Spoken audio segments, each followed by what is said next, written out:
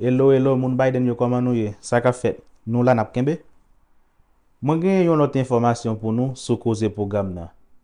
Nou konen CBP1, le nou mette informasyon nou sou li, yo pal verifiye informasyon sa yo pou yo wè si yo korek, pou yo wè eske ou pa yon risk sekirite. Ebyen, yo ka itilize CBP1 tou pou yal chèche plis informasyon tankou sou rezo sosyo, sou kont rezo sosyo, sou page rezo sosyo.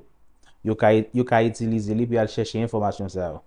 Ki donk, nou menm ki gen pou nou participe, nou menm ka participe nan program sa, fè atensyon avèk sa nap poste sou rezo sosyo yo, fè atensyon ak sa nap di, fè atensyon ak moun nap suiv, fè atensyon avèk jan de post nap like, paske yo ka itilize informasyon sa yo kontou.